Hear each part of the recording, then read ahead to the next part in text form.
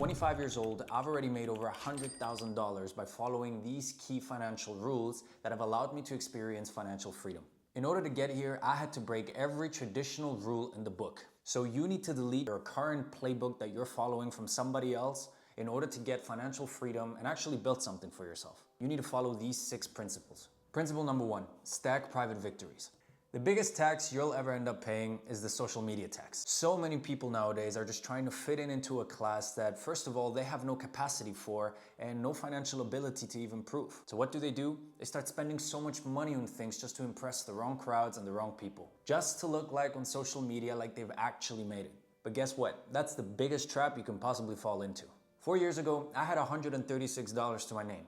But that's when I made a promise to myself that I would stay humble and actually work and build my wealth up instead of trying to show something that I don't even have. As painful as it was seeing everyone else, there was no flashy clothes, no flashy cars, and I was definitely not living above my means. But what that allowed me to do is to stack private victories. The way I saw it, every dollar I saved wasn't really a sacrifice, it was a reinvestment into myself and my future. While so many people around me at the age of 18 and 19 were buying Mercedes or BMWs or taking these luxury trips to Italy and Spain, I was building the foundation for a financially free future. The real luxury and the real status is having $100,000 in your bank account, but nobody actually knowing about it, nor would they be able to tell based on your lifestyle. That is the real flex. Principle number 2, find the right boat. Someone once told me this quote: "You can be the best captain in the world, but if your ship is sinking, you're not going anywhere, you're going under with it." Pretty much what I'm trying to say is hard work doesn't matter if you're in a sinking boat. I see so many people being so intelligent, so hardworking, and so ambitious, but just choosing the wrong route or the wrong path in order to build something for themselves. When you're in your 20s, you need to make sure that if you want to build something, you need to focus on these things: low capital expenditure, low risk, but high intellect. You need to make sure that you are not risking blowing your entire bank account on something that could potentially work. This is why I chose my company, Altair. It focuses on giving and not so much throwing money into an oven that could potentially burn my house down. Make sure that you focus on cash flow and not just valuation on a piece of paper. Believe me, you need a business model that allows you infinite attempts without even risking your bank account.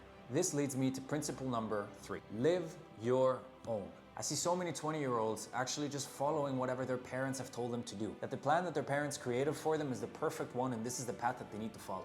Your parents will always mean well, and your parents will always want the best for you. But in 2026, a lot of times their advice can be a death sentence. The world has changed more in the past 5 years than it has in the last 25 years. So stop asking for job security and start trying to find skill security. You need a 9-to-5 that's going to be able to fund your 5 to 9. Pretty much summarized, if you follow the traditional path, you will end up with the traditional result. 40 years of hard work that will unfortunately never give you the financial freedom that you want. This leads me to principle number 4. Your environment is your identity. I once heard a quote that said, "You are the average of the 5 people that you spend the most time with." And honestly, that stuck with me. Because growing up, all I did was spend time with people that complained about the cost of living, complained that they were broke. Sure, it was hard times, but I never saw anybody actually trying to make a change to build something better for themselves and change their situation. Nowadays, you have too many complainers and very little doers. And if you're stuck in that environment, you will always be a victim. So what I did is, when I didn't have a thing, I used to spend my time in inspiring and ambitious environments. I used to go and have a coffee at luxury hotels. I used to walk down the Sea Road and see all these skyscrapers with all those luxury apartments that cost about $2 million to buy. I put myself in a situation where I could get inspired and I could get motivated to want more from my life. I wanted my brain to get used to the frequency of wealth. And that comes with rewriting a little bit your mentality. Start thinking that 100K is achievable and isn't just someone's luck. Remember, the law of attraction is very real. This leads me to principle number 5.